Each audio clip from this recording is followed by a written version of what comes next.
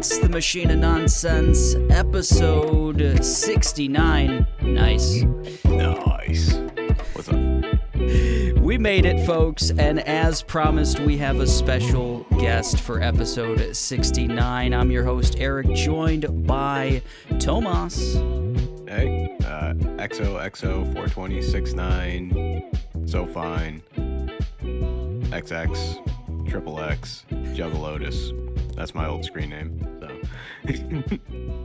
Oh, yep, that's Tomas, and the rest of the cast is on assignment. They're all at the Oscars right now, but special guest for episode 69, super fan of the pod. I hope I can say that. It's Tony Ortega. How's it going, man? It's great to be here. Nice for the 69th episode. Huge fan. We could not have a better guest for episode 69. Tony's been right there with us from the start, posting memes on social media, listening to all the episodes. Been a great help in a lot of ways. So we dig him. Maker, penultimate tiebreaker. Yeah, exactly. On the scene texting. How do we wrap this one up? So we are going to ask, as with all of our guests, we're going to ask Tony his top 5 video games, movies, and TV shows today, and then we're going to play a little B.O.M.B. I'll explain what that is for anyone who isn't familiar. We played it a couple times on this very podcast. Let's go around the room first and see what we've been up to. Tony, start us off because you're the guest. What you been playing? What you been watching?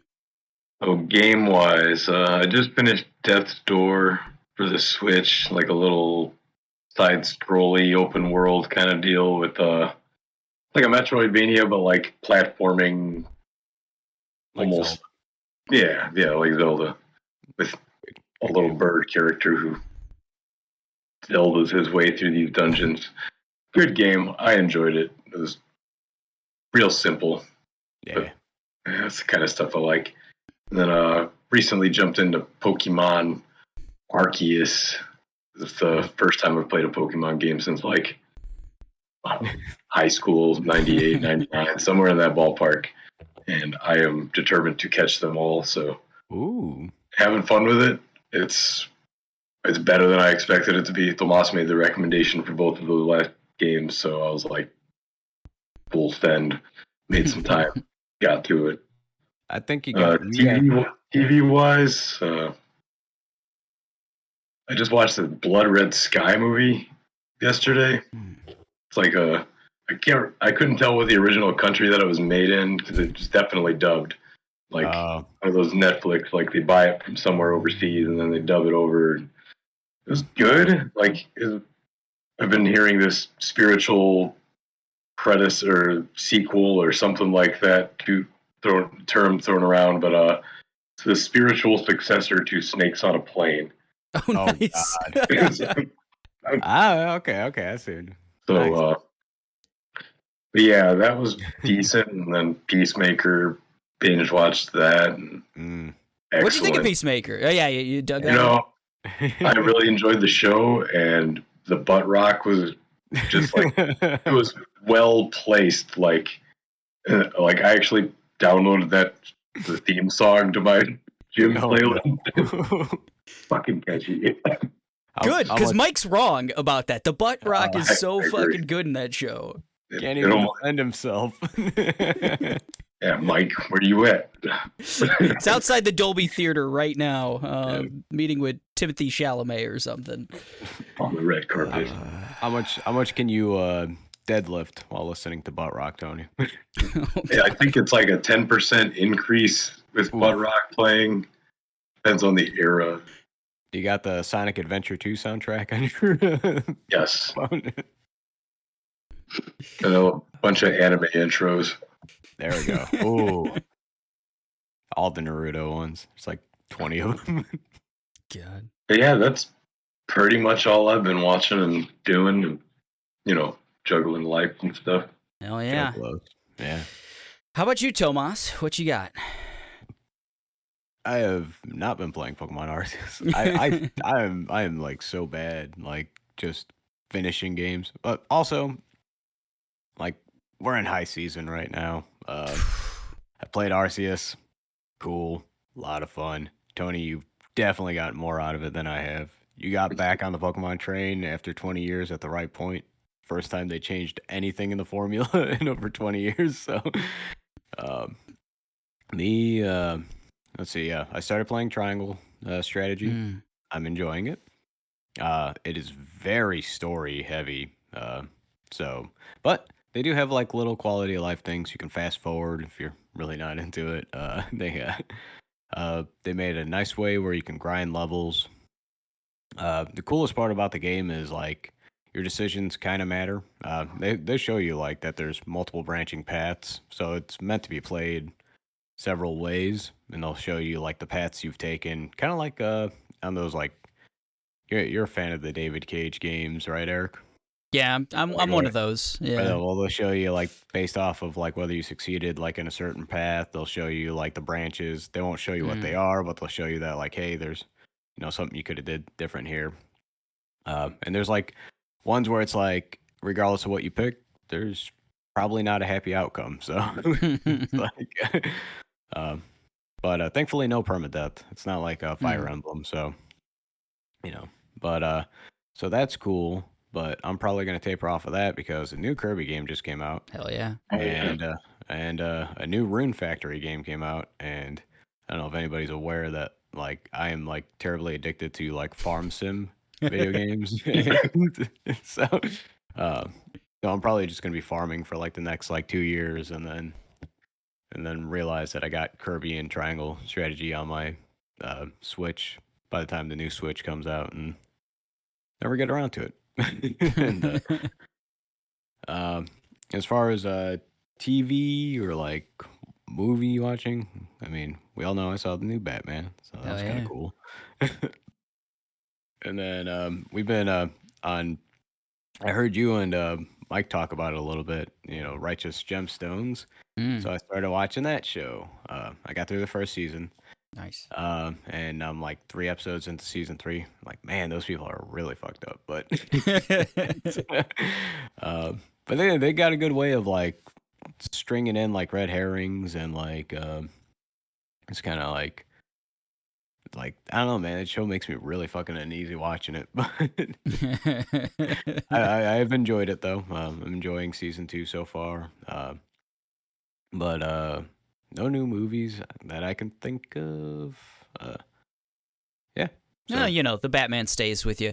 Is Triangle Strategy scratching the Final Fantasy Tactics itch? If you had one, I know I've got one. It is terminal. Like story wise, it's right there, man. Like when I say like decision making is important, like one of the decisions you have to make like relatively early out the gates, whether or not to like sell your best friend out to the empire that's taking over, or choosing to defend your city while potentially like ransacking like half of it in order to defend it. So it's like you can burn your village down like to kill the enemies and like save your friend, or you can barter him off to protect your village, shit like that. So I enjoy it.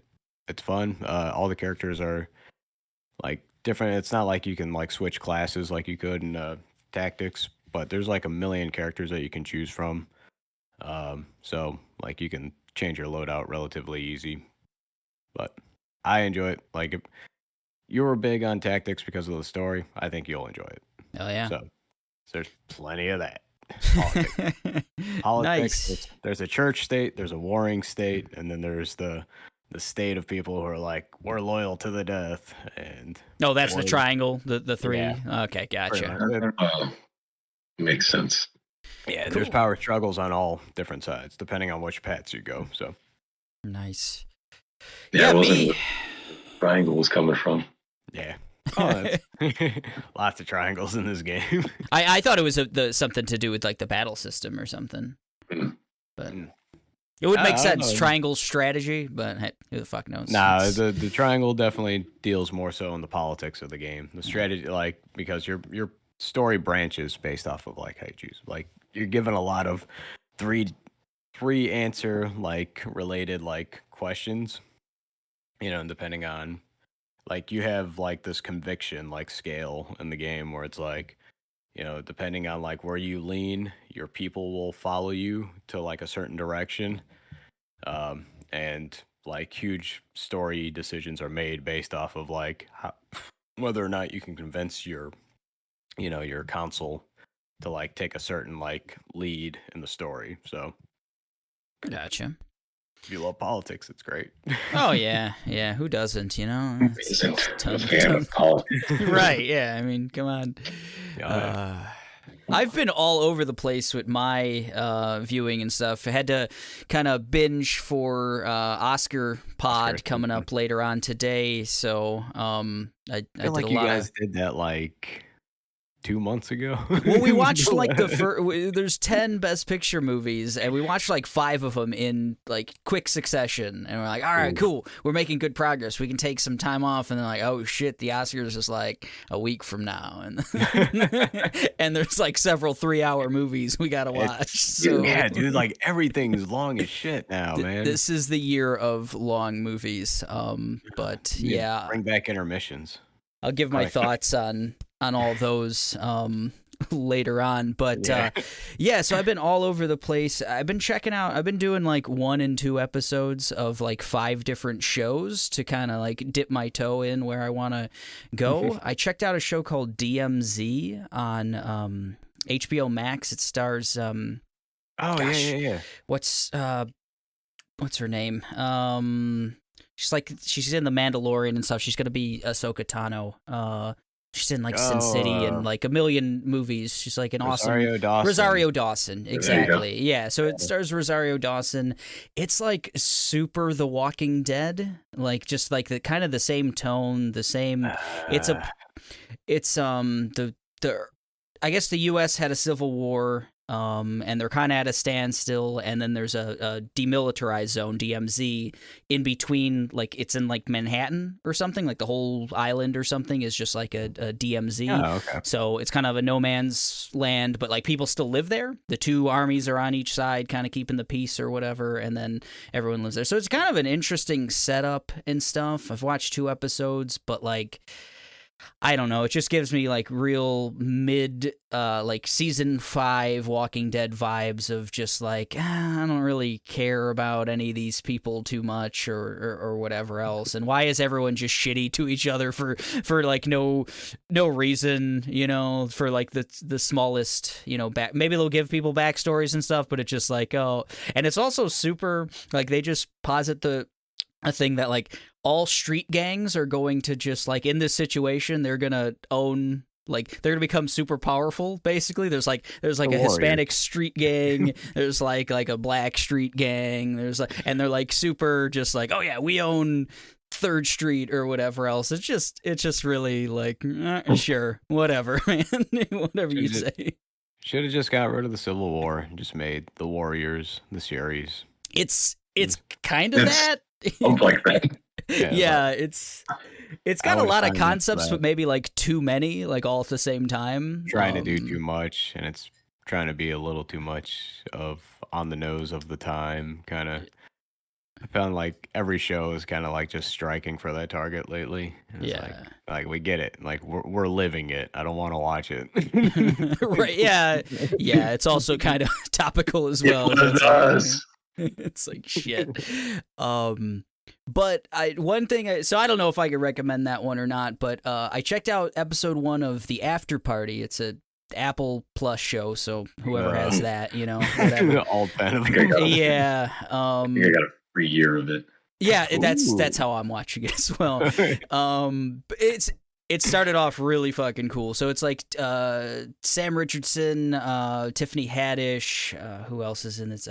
Ben Schwartz. Just a bunch of like really good comedians. And the whole setup is it's a high school reunion. It's like a 15-year high school reunion, which, yeah. So it was the 2006 high school reunion, and it's like 15 years. I'm like, okay, yeah, well, that's right. Okay, that makes you feel a little old. But so it's all these people. They apparently went to high school together, and a murder mystery happens. Like someone dies, and Tiffany Haddish is like the detective on the case, but she's being Tiffany Haddish. She's just being like crazy and funny and whatnot. And it's just like that classic setup of a murder mystery, like who killed who and stuff. But I think what it's gonna do is she's gonna interview one person every episode, and it's like their take on what happened.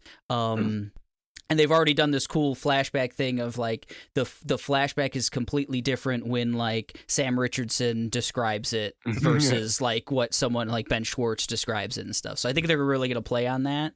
Yeah, it's pretty cool. I think it's only like 8 episodes and like 40 minutes long or something. So it seems I'm gonna keep going on that one. I think very consumable. Yeah, kind of reminds me of what was that Selena Gomez show with it was like Only Murders in the Apartment or something like that. Oh, yeah. Yeah. It was like just bite-sized enough.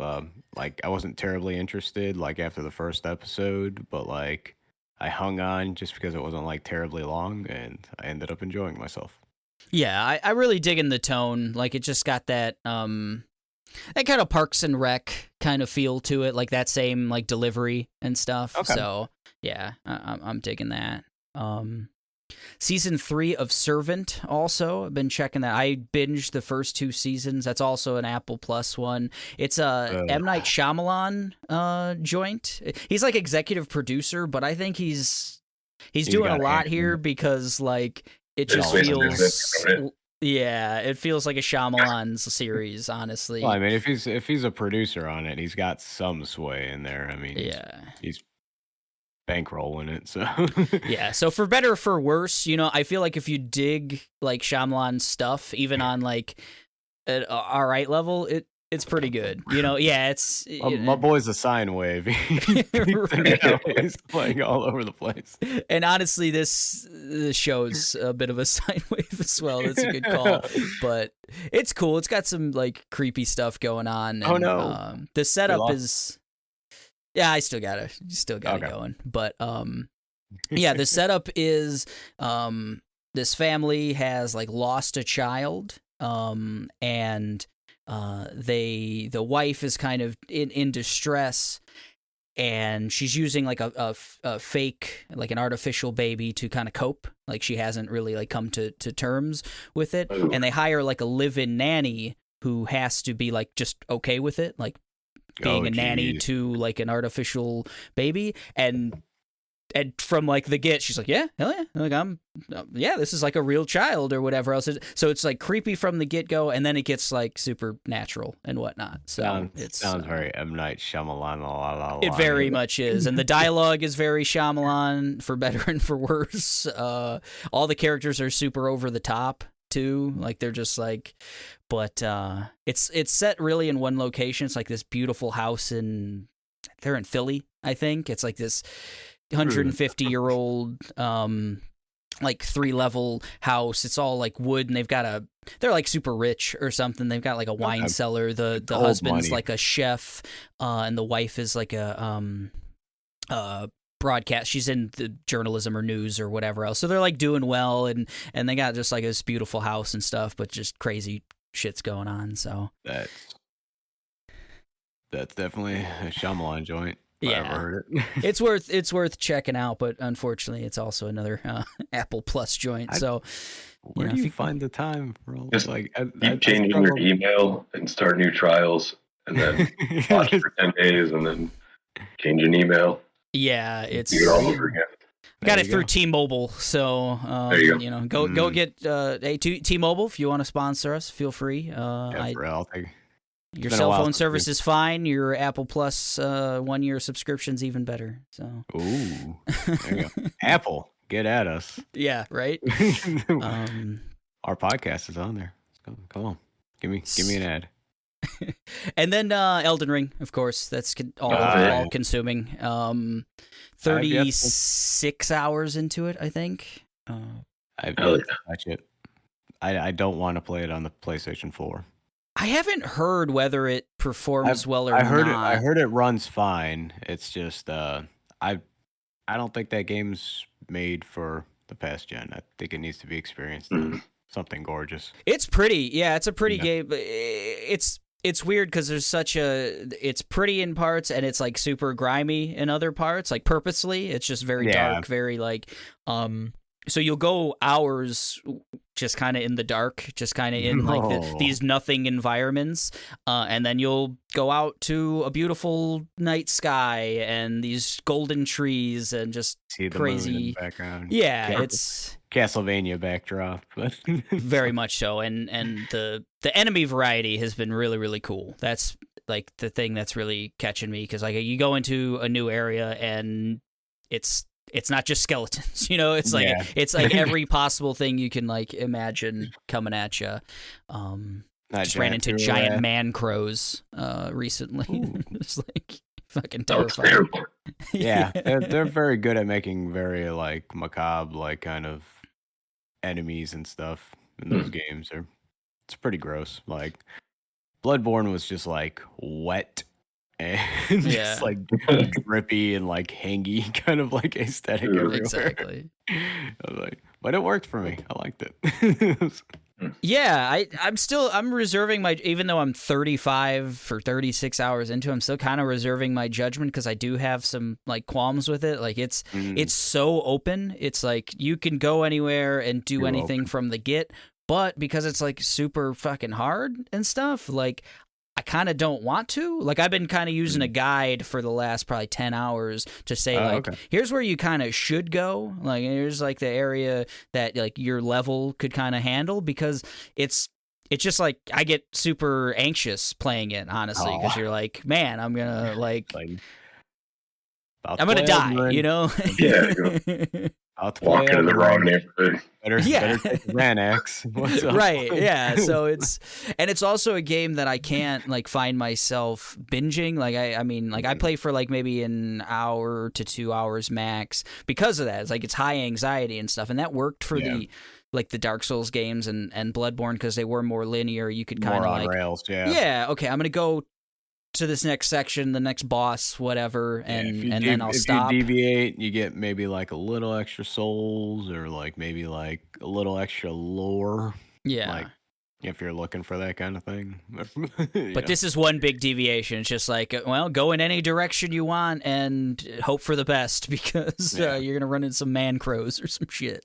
But everybody trying to do the Breath of the Wild formula, man. Yeah. It's like Pokemon's doing it, Elden Ring doing it, fucking. You know, I heard that in that game, like they don't tell you what you're supposed to do as far as like button sequence or anything like that either. So like the battle system is like you just discover it on your own. Like there's like a parry strike thing that you can do, like a counter. And I've been watching a lot of like TikToks on it because like I want to play it. We just got the Series S. So nice. Eventually gonna take that dive after I got Dark Souls for Switch, so I want to conquer that first and then it jump might help you. Maybe you familiarize yourself with like the system. Oh, I think it'll definitely help. Yeah. Yeah. I mean, these are the games that were literally like built off of the saying "get good." Like, people like complain about the difficulty level. It's like, well, just stop sucking. You know, it's like philosophy I live by. Like you want another one? There, just as hard. Let's go. It's got a demographic. I don't know. Yeah, I can understand your anxiety though, but you know, it's like if you're gonna get your shit pushed in at like every turn, it's a little hard. You know, it's like because I'm kind of like you, Eric. I like to like creep along a little bit, like kind of see what's ahead of me. But exactly. If you got shit like hitting you, one shot and you're like fucking done, I don't know. I was kind of like a little iffy on those games to begin with. I would play them with Josh every once in a while, and I would get my shit pushed in. I'm like, probably not the game for me. Like Bloodborne's like the only like of those like games that I played like front to back. Yeah, and it's arguably the best. I mean, it's really Very fucking good. good. Yeah, yeah. I just really enjoyed the aesthetic too. It's yeah. so cool looking. Yeah. Very And pretty. they take a lot of it into Elden Ring. I think Elden Ring's a good mix of like Dark Souls, Bloodborne. They kind of have a lot of like you could definitely take some of the monsters and just toss them right into Bloodborne, toss them right into Dark Souls or something. They've kind of blended a lot of those things. So all kinds of beasts. it's been cool. Yeah, I don't know if I'd recommend it for everyone though. It's definitely I mean, it's definitely the game that I get the most angry playing. Like just without a doubt. Like I'm just like Kayla has to constantly just like, come on, you're all right, because I'm just dropping F-bombs like left and right and just like getting. I don't throw controllers. I just have like I don't do that shit. But like, it's the closest I've ever gotten. Definitely. $60 a controller. You don't throw them at this point in your life. No, not at all. It'll be all right. Play triangle strategy. Yeah, that might be next. I've got the Pokemon game too, Arceus, but it's still you gotta have like a breather game. Yeah, that might be the one. Yeah, Arceus is like my experience with Arceus. Just run around, chuck. Like it's so easy. Like you gotta like make like 60 Pokeballs and like run to your next destination and just whip a ball at like whatever you run past. And then just like... I do that in real life, so I mean, pretty good.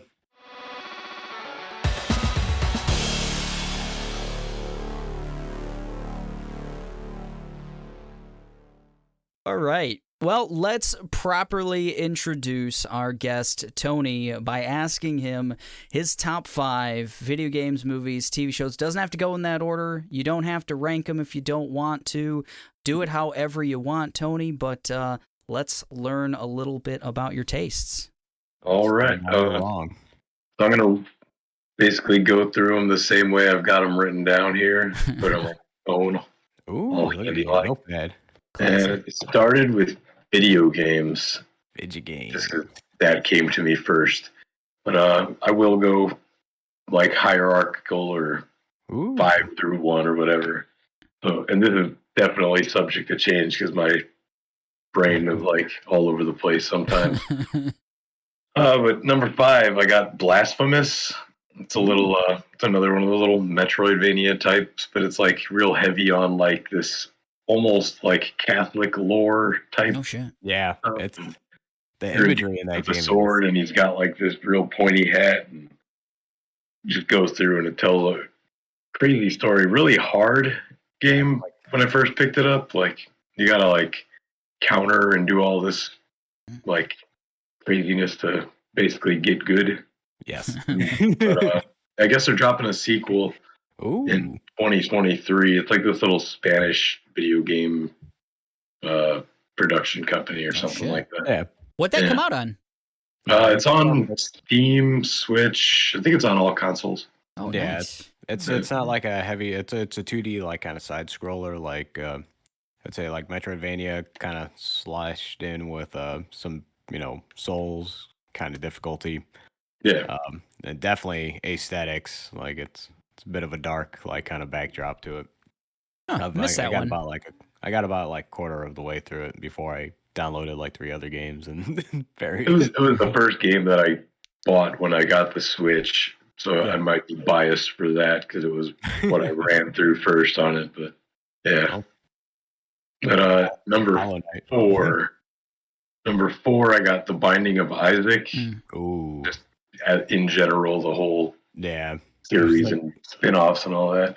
It's one of those games that like I could pick up and put down at any time. It's got a real like Nintendo Legend of Zelda kind of feel for me, and just prying your way through a basement and defeating these weird ghouls and all that. But it's ended up on like I accidentally got it on my Xbox once. I don't know if like a downloader or Tomas downloaded it. Like, I probably downloaded it on your Xbox. I found it on my console, and I'm like, dude, what the hell is this? And I started playing with it, and I fucking loved it. And yeah, it ended up on my phone, my tablet, every console that I've owned since.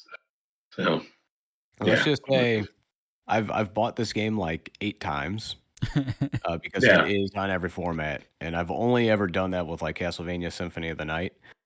And I'm looking at my Switch right now, and I have like all my games categorized by length of time played. And after owning a Switch for like over 3 years, Binding of Isaac on my Switch is still my longest playtime. And Wow. that's after playing it on my computer for hours, after playing it on my 3DS for hours.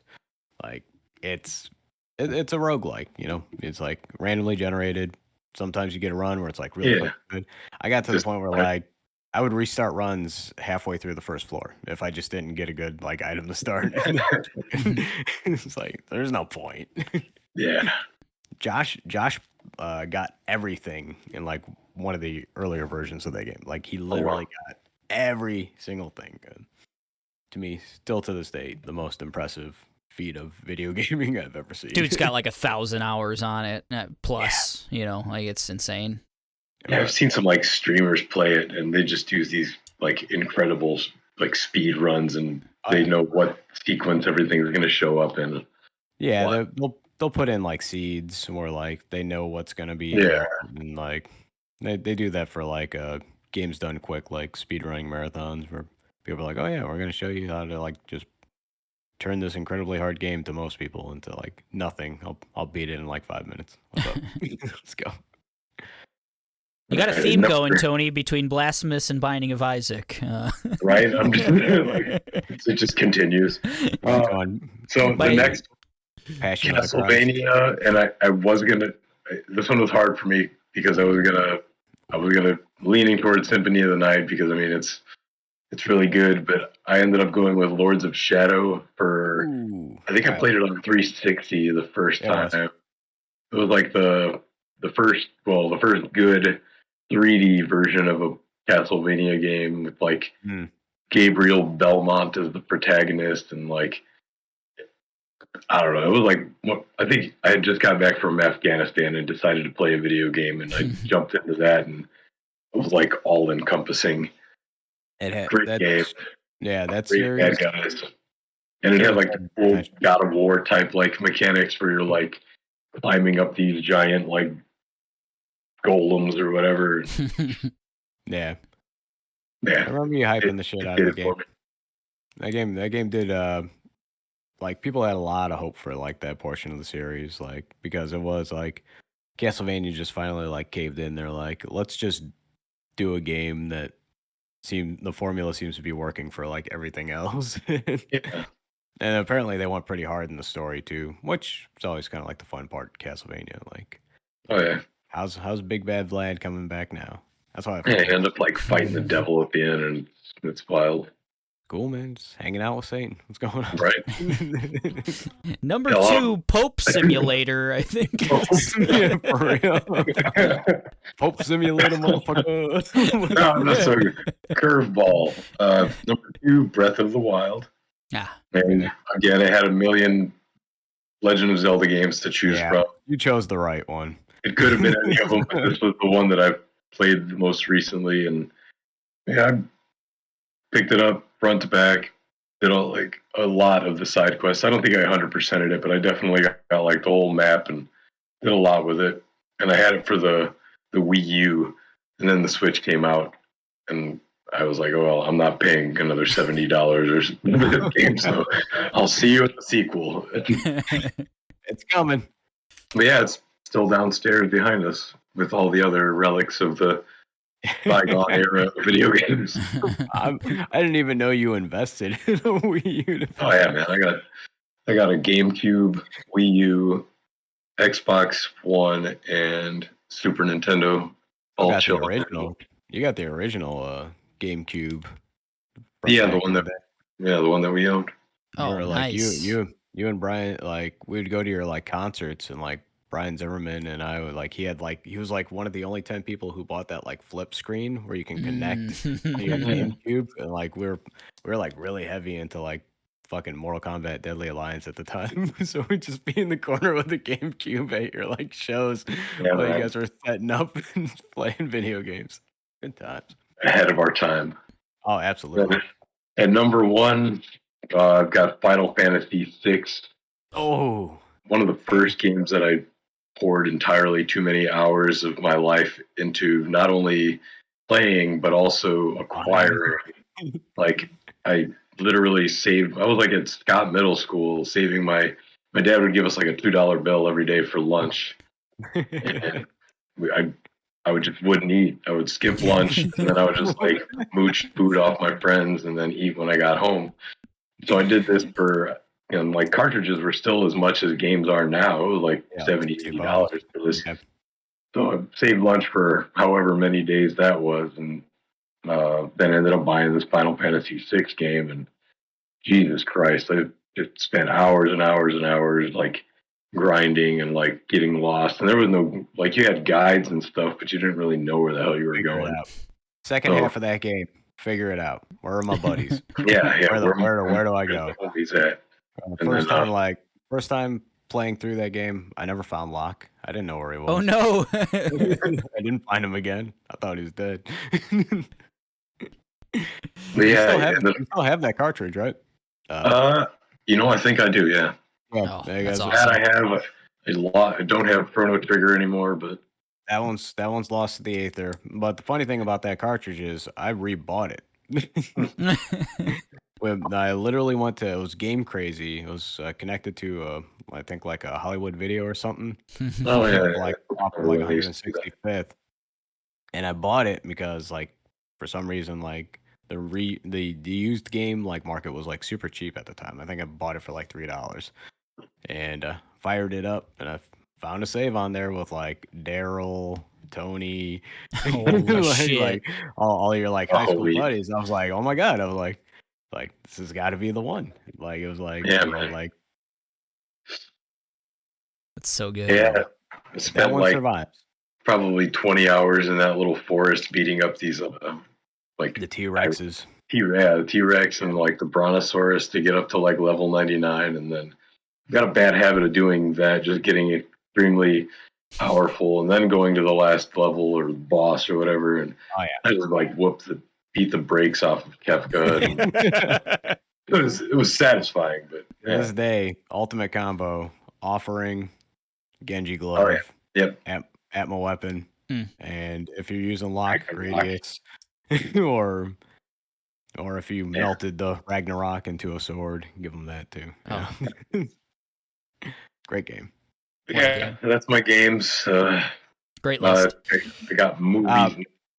So only one non-religious thing, because technically Kefka's tower is an allegory for hubris and killing God. So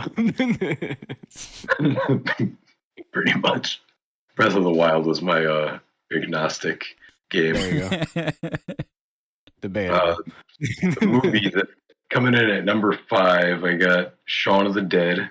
Nice. Ooh, it's a good one. And I like all of those movies, but that one was probably the first one I saw, so it just kind of stuck with me. It's rewatchable. I think it's probably it's one of those movies that I watch like at least once a year. Like even if I'm intending to or not, it's going to come on TV or I'll purposely put it on. I'm pretty sure I got it on like a digital copy of it. Yeah. I got it's one of those movies where like I'll just like reflexively quote it, like if the opportunity arises. Yeah. It was good. Like very good. Solid number 5 for me. And then number 4, Jurassic Park. This was one of those movies that came out in like the mid 90s. Freaking the original one. So this was like one of those rare cases where I had read the book before the actual movie came out. So I was like even more hyped than any man should have been. And I was a dinosaur nerd growing up. Oh yeah. I wanted to be an archaeologist, so this was like a lot of culminating events happening at once. I was like, I got a book about this, and now I get this movie. So yeah, it stuck with me, and like to this day, like I'll watch all those Jurassic Park movies, like in theaters or as soon as they come out. Or remember we had a copy of The Lost World at Mima's house in the bathroom for like at least 10 years. Yeah, the book, right? Yeah, and I remember playing it at trivia night with Eric and the guys, and there's a question about the author of those books, and I knew exactly who it was, Michael Crichton, because I looked at that book every time I went to the bathroom at your house. I was like, that's A little more trivia. Our Walk Down the Aisle song for me and Kayla was the Jurassic Park theme done on string quartet. So, yeah. We also like the park, you know? Hell yeah. Coming in at number 3, I got Clerks. ooh, And I spent a lot of time watching that, and that was a huge, I can't even remember the name of the dude right Kevin now. Smith. Kevin Smith, there you go. Yeah, it was in the back of the brain. But yeah, all the Kevin Smith movies back in the day, it was like that and Mallrats and Chasing Amy and all that. It was just like young Ben Affleck. peak humor. Yeah, young Ben Affleck. Peak humor for me at the time, and I was a stoner kid, so this was like hitting all the right notes for me. And Clerks just kind of stuck with me. Animated series included, but Berserker was exactly. It It was like simple, low budget, freaking just to the point. They got the point across with what they had. He sold his comic book collection to make that movie. Oh wow! Yeah, dedication. Absolutely. It's so awesome. I can't imagine how many other filmmakers like just saw that and were like, oh yeah, I can do it. It's just like a couple grand or whatever, and my buddies, I'm gonna throw this shit together and make a whole career about it. Yep. You gotta try. Yep. Got a few directors from that generation that kind of did shit like that. Tarantino didn't start off big either. It's amazing. Yeah. Number 2, I've got a Bloodsport. Oh, yes. Not a particularly well-written movie, but it's definitely it speaks to me on a spiritual level. that's one of my favorite rewatchable episodes to listen to. It's great, man. It's like so good. You just got Jean-Claude Van Damme, and he's a fighter, and there's a crazy. It's like basically if they turned like Street Fighter into a movie, but good. Well, they did. I know we don't talk about that movie. The same guy. Yeah, even this. I'm going to get on my boat. Kumite. Oh man. I'm going to kick Bison's ass so hard. Props to Raul Julia for filming all the way through that terrible movie, and then with stomach cancer. Like holy shit. Yeah. Dying from cancer and dying from recording that movie. Recording it. Gotta wonder if those two were related. Probably. God. But yeah, Bloodsport, it still holds up for me. I can watch it. It's corny, but I mean it's great for what it is. I think it's an Ortega family tradition to force loved ones to watch that movie with us. Absolutely. I'm probably in the triple digits of having seen that movie, as with pretty much the rest of the list. And then number 1, because I'm a total dude bro, I've got 300. Oh man. Yeah. Dude bro. Total dude bro. It's I don't watch a lot of military movies, but that one really. Yeah. I forget that is a military movie. It's like, oh man, look at this strategy. It's like, oh, the battle of Thermopylae. Yeah. There's not much to it. It's just like it gets the job done and makes things click up here, and one of those where the scenes will make your hair stand on end kind of stuff. I did like the aesthetic of that movie. It's beautiful. It's probably so a cool. little too grimy for some people, but just the lack of contrast worked really well for the character of Xerxes, how it's supposed to be this golden god. I haven't watched that movie in a long time, but I remember I was super hyped when it first came out. I even bought the what is that? Frank Miller, Nice. The actual revised graphic novel or whatever. Yeah, graphic novel. That was super duper hype. It hadn't failed me yet. V for Vendetta was no, that was a different one. Sorry, but was Sin City. I was super big into already. Oh yeah. 300 came out, and then they ruined a lot of stuff. The fight choreography though in 300's fucking it's just so cool. Like just the phalanxes and everything else, and like it's so cool. It's just hard to beat that phalanx. Just man. Yeah, I mean, there was a like reason porn. It is. I mean, that movie was kind of like literally just war porn. got naked shaman ladies dancing around. It's got something for everyone, honestly. I mean, like you got some. I'm sure there's some wangus in there. There's a lot. In my memory, there's a lot of wangus. I don't know. That might just be me. It's like our arrows will blot out your sun, or So, blot out the sun. Then we'll fight with our wings out. Right. I remember that. I remember that famous line. Yeah. In a bit of a segue, I'll go into the shows, and I'm going to go with number 5, Spartacus. Spartacus. That one had wingus. It was like what, Blood and Sand or something like that. But I think it only had like 3 seasons, and they changed the lead character at some point. He got cancer.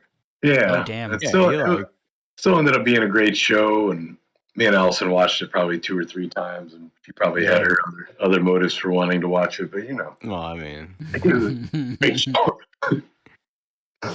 Nothing but big man dong on the house while you're overseas. Anyway, number 4. I went to a lot of nail nights, Tony.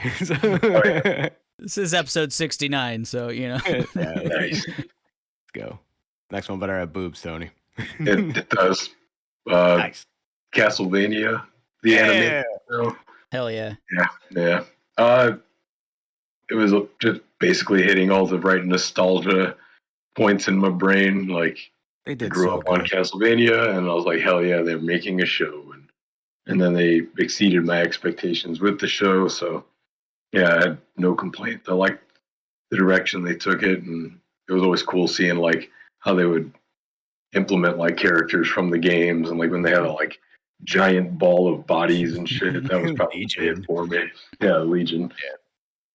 That was pretty great. So good. Yeah, that was sick, dude. And I was such a my love affair with Konami goes up and down so much, especially after the Hideo Kojima shit and the Silent Hills shit, and pretty much shitting on everything that they did well. And then that show came out, and I was like, good job.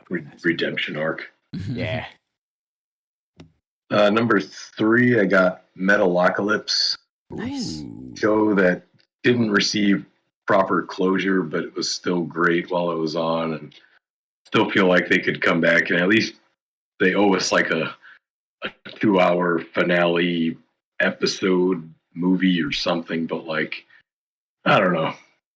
It was cool though. Like it started off as just like a goofy like metal band show, and then they started interweaving this like crazy like deep state kind of plot underneath it all. Like it was really interesting to me, and then they fucking pulled the rug out from under you. Like, oh yeah, like, oh, sorry, we're not bringing your show back anymore. So in a way that was a Brendan Small joint, right? That was that was Home Movies. I remember we'd watch that show, and apparently what was it? Did he end up doing Dr. Katz, or was that just the same like animator? Or I think it was some of the same voices. And like the squiggly line art, and then it went from that to Metalocalypse. It was on top of the world for a while, and then that shit must have was pissed huge. Somebody off. That was like the peak of like Adult Swim like era. Like you had your C Labs, you had your Aqua Teens were really big. Yeah. Metalocalypse was right in there at the like primetime slot. So my theory is that they were getting too close to revealing parallels between reality and what was going on in the show, and the feds put a stop to it. And They had to black bag them, call it. Yeah, a what day. did Metalocalypse know about Hillary? Yeah, I got Exactly. you. Yeah. They had the emails and transcripts, and it was Benghazi. Let's go. Oh God. Oh man. All right, number 2, I got Dragon Ball Z. Nice. Ooh, okay, just the That Z. was, yeah. I don't know. I really enjoyed Super, and I really enjoyed the original Dragon Ball, but Z was like what I grew up on. And if I wouldn't have seen Z, I wouldn't have watched any of the rest of it. So I went with that. It's way better to watch without the Toonami like 17 commercials per episode, but like it was still great. Like I remember like Tom, bro. the suspense after like getting home from school, putting it on, watching an episode, and then like, oh cool, now he's like charging for the next 3 episodes. And There you go. There you go. but Wait. rewatching it as an adult now, it's like cool. I can just continue watching. Yeah. I can get closure right away. We grew up with that show. Like that was like, Yeah. Yeah. I remember like our first dip into like, well, we used to call it Japanimation because I guess Sci-Fi used to show like Yeah, they something had on, like like, really Saturday, 11 o'clock at night. They'd play like weird little. and then we Yeah, started stuff. renting shit at Blockbuster. I Yeah, remember like us renting this one video with like this assassin dude who killed everybody naked, and he like he was, he like, wielded knife daggers between with his his feet. toes. Yeah. Holy shit. I can't remember. 8-man, maybe. Yeah. And then like fucking Dragon Ball Z came out on Toonami. I think Toonami originally started with like fucking Thundercats and Yeah. like Yeah, fucking they were like, oh shit, Thundercats, that's cool. And then like Dragon Ball Z came on and we're like, oh shit, what's this? There's a green guy. we were already low key weebs. Yeah. We had like we just needed an outlet for it. Yeah, no, it was, I remember recording it like on fucking VHS for you, like when you had to like work when Yeah. Dragon Ball Z was going on, being like super hyped. Like once we finally got to the point where they came out with new episodes on Namek. Oh yeah, Oh Yeah, man. like, yeah. I actually, felt like they just kept rebooting. Like they only had so many episodes, so they'd play like the same 30 in a row. And then rewatched those we 30 rewatched episodes that same probably 30. about 10 times. That was rough. Times are different, man. Never forget. All right, and coming in at Cried when Piccolo died. There, it's on tape. all right, my number 1 show went with Community. Oh, nice. Nice. It was a funny show for me. It was one of those that like pretty sure I got introduced to by Tomas and the boys over many back when Tomas took over the old estate. Yes. I think it was something that I just ended up binge watching while I was probably drunk or something. Oh God, yeah. There was a couple shows like that I was introduced to over at that house, but that one stuck with me. And yeah, I just like the way that they have the humor of it. Like like it's well timed. They've got like, even though Chevy Chase is an asshole, he fits well into the show, and everybody's contributing to it. Yeah, what a cast. Yeah, seriously. Yeah, that was the first thing. It was good to see my boy Talk Soup, Joel McHale, coming to form. Senior Chang and Senior Chang, fucking like Troy and Abed in the morning. Daniel Glover or Childish Gambino. The like all these dudes that went on to like do other things, actual careers. Yeah, right. Like him. Fucking what's her name? Of Mad Men fame. The blonde chick. No, the brunette. I don't remember. I can't remember. I think her name's Allison. Allison Brie. Yeah. Allison Brie, right. Yeah. Right. So yeah, a lot of those guys did very well for themselves after that show. Oh yeah, like, huge launch pad. That was like one of those shows. First 2 seasons, I was like, oh my God, this is the greatest show on the planet. Right. Yeah, I remember watching and rewatching quite a few times at your house. Like, fall asleep, and the DVD menu would just like keep re-looping. Like, one one of those. That and the second season of Boondocks. Those are like on the constant rotation in my house.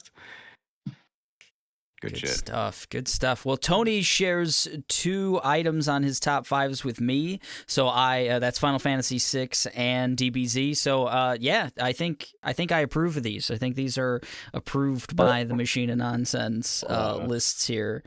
Got some notes. Let's see. No, they're all good. Just betting them. I got number 1 on movies, 300 in parentheses, dude, bro. Yeah, man. Excellent. Man, like when I was putting the list together, I'm like, yeah, this is like a meathead choice, but I know what it is. Hey, be true to oneself, you know. Exactly. Seinfeld. That's my only. Yeah, I mean, I really enjoy. It could have been a million other varieties of shows and combinations. It just depends on like what I have done recently, and yeah, I'm literally like on my 3rd rewatch of Seinfeld probably in the past year. It's just my easy go-to. Like saw Soup Nazi the other day, and still. Well, a lot of the TV time gets taken up by what Max is watching now. So like, yeah.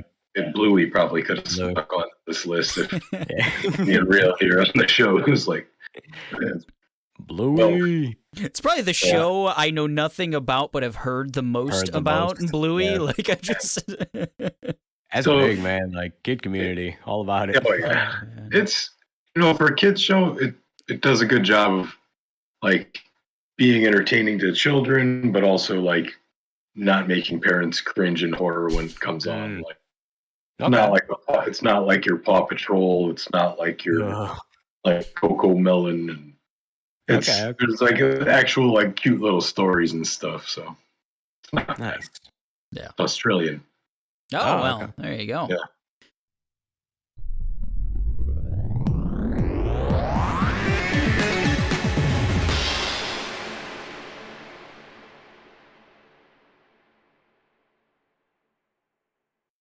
Excellent.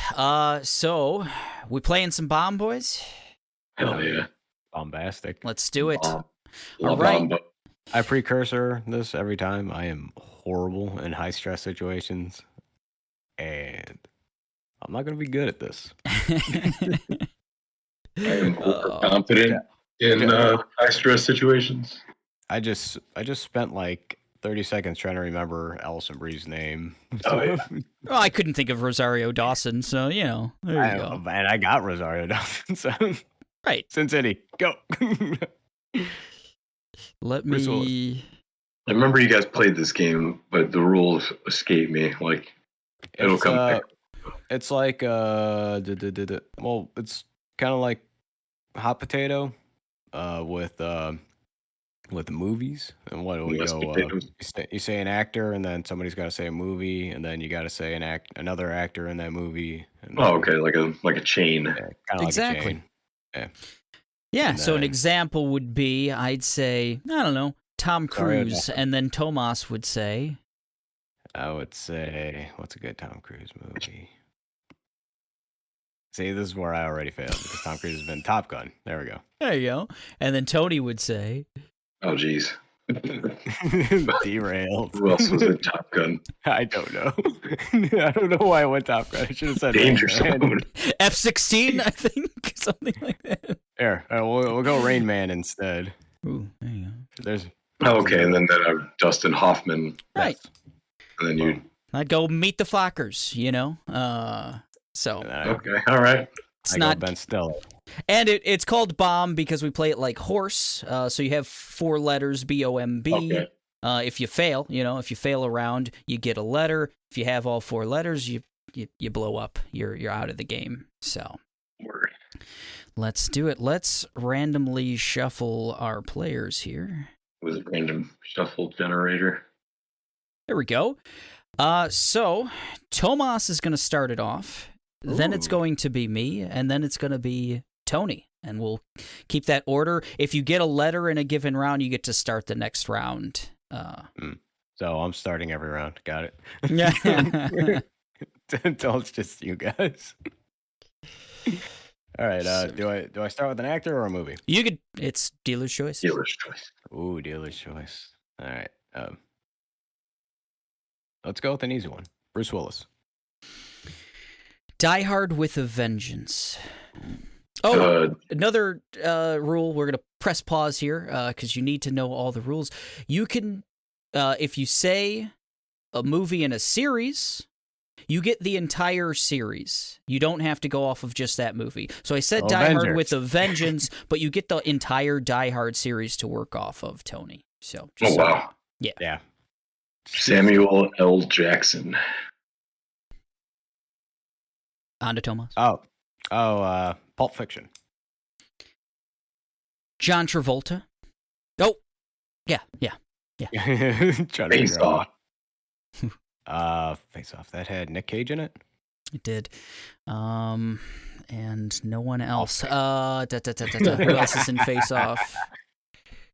Well, you got the whole Face Off Extended cinematic universe. Yeah. I'm gonna take a B. I can't think of his wife's name. I know she's like in stuff, but yeah, Face Off for the.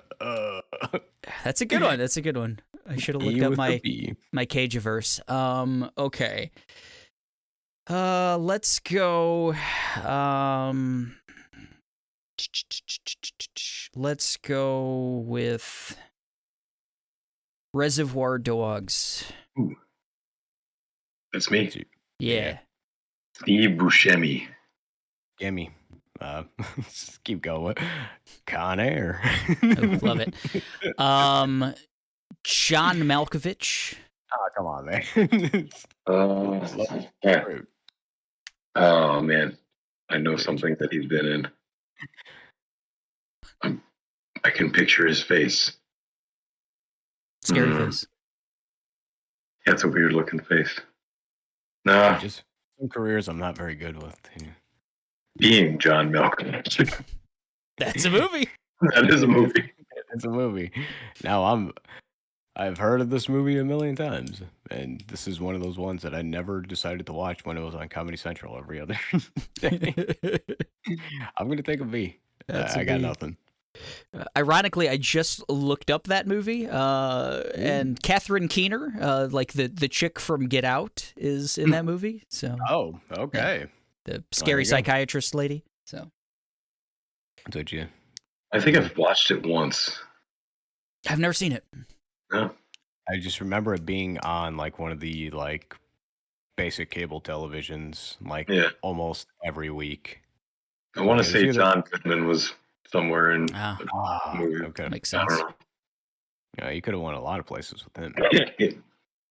But let's see, who's a good person? Who do I like? Here we go. Homage to Tony. Let's go with Jean-Claude Van Damme. Oh boy. Okay. He's got to be in one of those like Expendables movies, right? He's in like all of them. Oh, is he? Man, Time Cop. I don't like. Oh, why would you go Time Cop? Oh man. I'm gonna take this L real quick. Yeah, just get everybody on the same level, even the playing field. I remember Time Cop, but gun to my head, I could not tell you anybody else in that movie. I feel like there was a blonde in there somewhere, maybe like in this Tasha Henstridge, but I couldn't tell you definitively. Oh, good stuff. Let me take B. Take that B. All tied at B's, baby. All right. Time Cop, God. This is the first thing. I could have done Bloodsport, I guess, but still. That one I could follow you. I would have accepted Predator because. Oh, I should have. Yeah, he was the original Predator. Yeah, and that really? weird red suit, but I guess he was like too short. Yeah, like I didn't like it. The final cut, they did so many reshoots last minute for that movie. It's ridiculous. Too flexible. Yeah, they didn't want like Predator out there twerking in the forest. Yeah. Do it. Kill me now. God. All right, start us off, Tony. I get to pick. Let's see. Danny DeVito. Ooh, Batman Returns. Fun. Let's go with Christopher Walken. Walk. I forgot he was in that. Oh movie. yeah, baby. Yeah. Joe Dirt. Dirty, the legend of Dirty Joe, David Spade. Okay, let's see a movie he's not in with just Chris Farley. Joe Dirt. Joe Dirt too.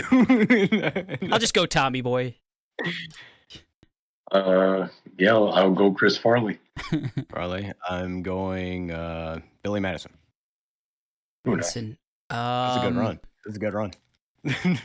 Well, Adam Sandler. Adam Stantler. Pokemon. Let's see, Little Nicky. Oh boy. Oh, Nicky. Oh God. Why? I haven't seen that movie in a long time. Oh man. How many seconds I got, Eric? 5, 4. Ozzy Osbourne. Damn it. I think he was. Okay. What else is Ozzy in? Ozzy Osbourne. That might be a B or an O for your boy. I'm sure I've seen something else with Ozzy in it. I feel like he's been in a couple things. Yeah, I'm sure All he's, right. he's had cameos. That's an O. I bet she's in one of those like scary movies or something. I was gonna say like maybe a Wayne's World, but I don't know. That's a good call. I bet he is. Wayne's World. That's fine. That's fine. Let's go. Steven Tyler PJs. All right. I get Jurassic Park. Let's do it. All right. That dude's name. That dude's Hold on. name. Jeff Goldblum. There you go. Bloom. Oh man, I'm apartments.com commercials. I do not. I am not Kalo. I'm not a huge fan of the bloom. The bloomin' onion. Bloomin' onion. Got a really big breakout role Yeah, for real. many years ago. I can't say Jurassic Park too. Lost World now. Oh god, he was. I think. What else was he in? Holy shit. Man, super prolific actor, probably. I'm just not doing him justice. Is that O? That's O. Right. Trying to get you to jump on like The Fly. Oh yeah. Fly's a little harder, but he's in the MCU, boys. Like, Oh yeah. Yeah. Oh, yeah. No, I could have. Hey, that like weird hair and all that jazz. Yeah. Should have even- known. Could have opened He's it not up the a lot. collector because that's Benicio del Toro, but he's, I don't know, he's like the something, the master or something like that. Yeah. He's like the Yeah. master or something like that. Yeah. He's very, very bit part. Something But like that, yeah. He's like he was in a bit of a renaissance. So like let's throw Goldblum in here. You could be in the Marvel Cinematic Universe. Right. Okay. I've been going actor a lot. Let's go. See what's a good movie. No, Bloodsport. No, I'm not doing that. Time Cop. Oh shit. What actors do I like? See, I can't even think of like a starting point. That's how bad I am at this game. Let's go. Sylvester Stallone. Oh, fun.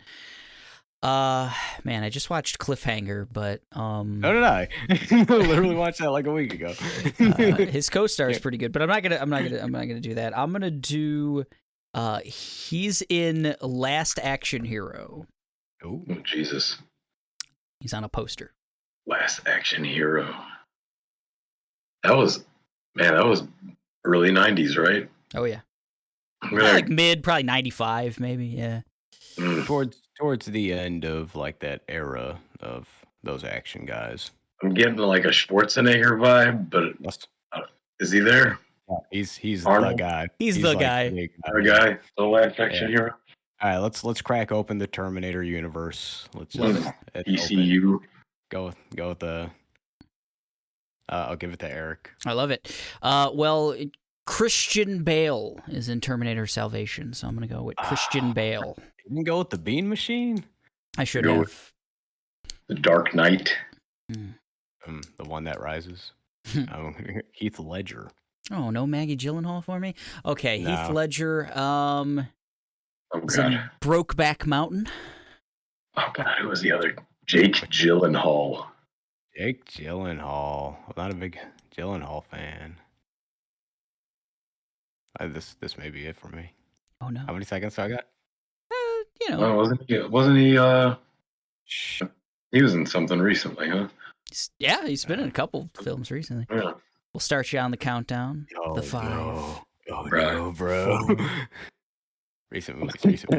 Man, Josh is going to be so angry when he doesn't listen to this episode. Yeah, I know. Green Knight. I don't know. I don't watch movies anymore. I haven't watched Lou Bloom, man. Lou Bloom. He made it on the bracket and everything. Shit. You know? Oh my God, yeah. He made it like he was far. He made it to like semifinals. God. Oh, all right. Yeah, Tomas with Onion. B.O.M. Myself with the B.O. and Tony leading the pack with just a B. Oof. The B. I gotta derail. There, I'm gonna give you another opportunity, Eric. Aliens. Ooh, fun. I shouldn't go Michael Biehn. That's mean. He's in a lot of movies, but you know, not very prominent ones. Yeah, I know all of his movies. Yes, you do. We'll go Sigourney Weaver. She's in a lot of stuff. Hmm. Should have went the Sigourney Weaver. My first crush. Good God, I don't know that I know anything else that she's been in. Ooh, there we go. I can place the face, but I always get her and Jamie Lee Curtis like confused upstairs. The yogurt lady and the alien lady. They're like interchangeable up here. Yeah. She's a very tall woman. She is, yeah. Yeah. I'll take my O. Oh man. Come to my subterranean lair. I like it. Now I'm gonna like Google all the Sigourney Weaver movies after this. Yeah. Next let's never get caught again. It's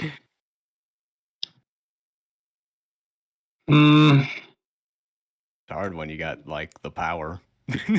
Right? Yeah, I gotta like think of it. I'm like looking around my room. Do I got movies in here? Oh, he does. All right, I'm gonna need a Proctor you, bro. Okay. No, I don't want it to make it too hard. All right, I'm gonna make it too hard. The Super Mario Brothers movie. Ooh, nice. The original. I can open up with oh shit, God, his name is escaping me. There's like plenty of. I was trying to give you that one opening. I know there's one guy that everybody kind of. Yeah. There's a Carlito's Way. Oh Jesus! There you go. I'm Mexican too. I should know this. Edward James Olmos. I'm just gonna. Hold on. I got the perfect one. Anything for Selena. Oh man. Oh boy. Well, I guess I gotta go Jennifer Lopez because I don't think there's literally anyone else in that movie. The only other one. Jennifer Lopez. Fucking Edward James. Oh. I mean, oh man, back on me, huh? Yeah. J-Lo. J-Lo? Oh, damn it! She was just in some like terrible movie. Yeah, let's go with that. Like a rom-com thing. Oh man. Oh shit! Yeah.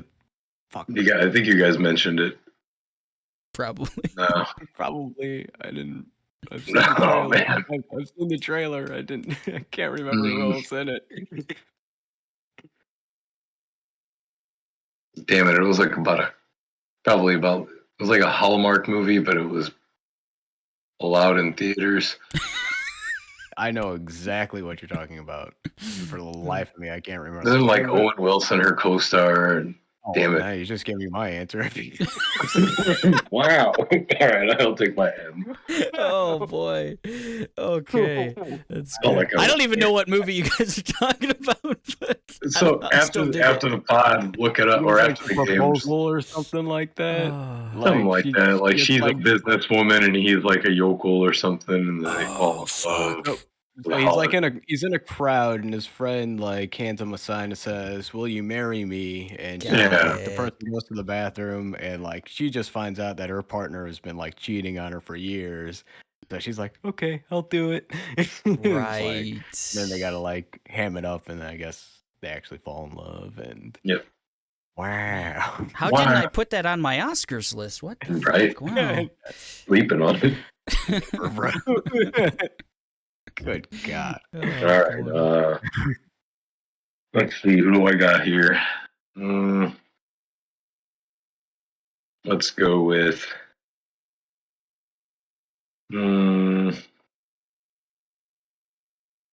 Wow. Oh, I'm trying to think of people we haven't gone with already. And, Whatever you say, I'm Morgan Freeman. Ooh. He's a good one. Freeman. Andy Dufresne. Can I go back to the Batman? No, I'm kidding. You could. Yeah. Good. Let's go with the Shawshank. Oh, I thought you were gonna go March of the Penguins. The Shawshank. Well, I mean, I guess I'm trying to think if there's anyone better than Tim Robbins. We'll just go Tim Probably Robbins. God, I might have just boned myself. I know who Tim Robbins is. What else is this I man can give you did? Clancy Brown also. I don't know if that helps at all. Got a big head. He does. What else is Tim Robbins been in? Such a prominent name, but yeah. Yeah, I know, right? And like I can see his face. He's just like, apart from Shawshank, like, has he had that many like real, like, forefront roles? Very likable name. That's probably another Stephen King movie. Good of it. There's a lot of those. Shot in the dark. Wait for it. You guys gonna fact check this? I mean, we can. Eric's got a laptop in front of him. I got another monitor right here. I'm good. Hey, he's a hacker. No, I got nothing. I'm gonna look up Tim Robbins. Robbins What are movie. you in? You blew up, Tony. Filmography. It's probably going to be in something that I've absolutely seen. Mystic River's the only one that comes to my mind with Oh yeah, I think old dude. He was in Top Gun. Holy shit. Full circle. Yeah, nothing too great. I've seen the cover of Nothing to Lose. I've never seen Nothing to Lose. I don't know what that is. Jacob's Ladder. Is that a Durham. Jacob's Ladder? Is that a Stephen King? Yeah, you know, I think we did watch Nothing to Lose back in like, I just back remember when we had the cheater box, because it was like nice. when they were doing all those like you had you know what? buddy up like a comedian and a white guy. And, like, I just remembered what I remembered him from the most recently. He was in The Pick of Destiny.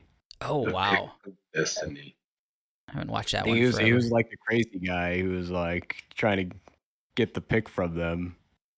Like, some like crazy like homeless guy. Like it's like, give me the pick. Like, no. It's like you can barely move.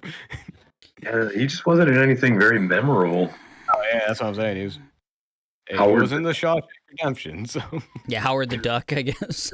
He was in the Ryan Reynolds Green Lantern. Oh God. Yeah, I'm like looking at this list of like, oh my God, that career. Oh, he was in High Fidelity. Austin Power. The Tim Robbins cast. All right. Yeah, I like it. I'm curious. Oh, he was in the Bill Paxton Twister, yo. The last two. Yeah, Tomas, what you got? Come at the king. Come at the king. I'm like pretty much. That was movie. That was the last of it. Give me Tim Robbins. I got like 5 movies now. Yeah, we just use it. Because I was really hoping Tony would go this route. Let's go. Wow. Owen Wilson. Owen Wilson. Wedding Crashers. Who's that other really tall guy? Oh, I can't remember his name. How am I gonna go down? I know who he is. I've seen him in a lot of movies. He's in Dodgeball also. Yep. I can't remember his name. You're on the right track. His name's Boy. alliterative, if that helps. Mm. Oh, this is gonna kill me. It should. We're going to take you out back and murder you, I think. Oh my god. This is a gimme. It's obvious I know who he is. Oh, Can't remember his name for the life of me. Oh, yeah. So good. holy shit. There's also like 5 other people in this movie I as well know, that are but like, Isn't it Christopher Walken in that movie? yes, he is. Oh, there you go. All right. Name. Fuck. We'll go with Christopher Walken so I can keep it going. Keep going. God. Pulp Fiction's already been mentioned. Just gosh. watch. The Rundown. Oh, that's Dwayne the Johnson. Yes, it is. The Other Guys.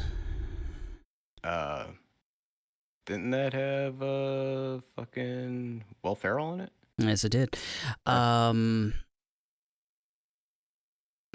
Gosh, what's it? Will Ferrell. Elf. Oh, you fucker. See, I never watched this movie. Tony fucking loved this movie, though. And I always make fun of him for watching this movie, and it's come back to me. It's a cute movie. It's all right. Come back to get me. Fuck. I don't think I got anything on this one. Like, I've literally never seen the movie Elf. Oh Like, man. I've not. It was sitting on Tony's shelf for like years, and I never. Yeah. We're gonna do an Elf like My- stream one time. I think that's what we got to do. This A is watch my along. pride. This is my pride and hubris, and just all coming back, coalescing on me. Oh man, you're gonna be upset. There's a lot of Blonde Zoe Deschanel, James Caan, Peter Dinklage, Peter Dinklage. Yeah, he's the little He's the little little guy. guy. Yeah. John Favreau. Oh man, yeah, Oh. Favvy's in there. Wow. Okay, maybe I should watch this movie. Our Wow. study cast.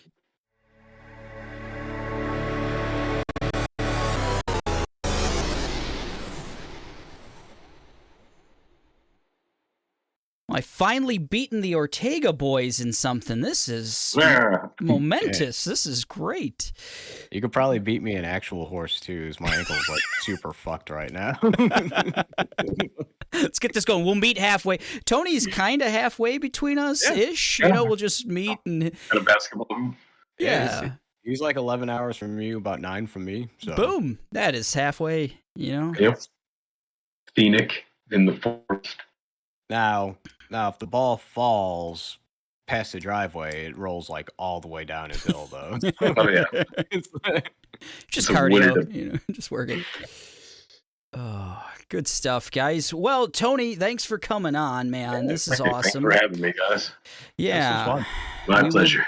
I think we will, as long as your schedule permits, we would like to have you on in the future. Maybe episode 420, something like that, you know? Absolutely. I gotta need do to it be on themed. all the niche number episodes. 666 will probably get you on. Yeah. The pie episode, maybe. Oh, shit. 3.14. We could think of a few more. Can you? Because I for sure as hell can't have. Yeah, we could do like certain days, like if we're recording on 420, call you Ooh. back. Oh, Yeah, I dig it. yeah. Nice. 360 Yeah, my schedule's looking a lot less hectic. hectic lately. Like no more studying. I'm just gonna be Ooh, studying life and my 14 to 40-hour job. oh, Gives me a lot of free time. that's a hell of a fucking back and forth. Yeah, being on call is like it's up and down, but it's salary, so I can't complain. Hell It's an M. yeah. Night Shyamalan movie. Got it. Exactly. All right, folks. Well, we're going to be posting Tony's top fives to social media. Check those out. Tell them how great 300 is. Everyone knows it. Your favorite dong scenes in Spartacus. Just let them know. Let them have it. Check us out. We're the Machine of Nonsense. We're on Facebook, Instagram, Twitter. We've got Monstars, our Facebook fan group. Go ahead and go there. Go to anchor.fm/Machine of Nonsense and you can leave us a voicemail. We'd love to hear from you. If we don't hear from you there, drop us a line on social media. We want to hear from you. Thanks again to Tony for coming on. I was your host, Eric, joined by Tomas and Tony, the Ortega Boys. We're getting out of here and we're saying nice. Nice.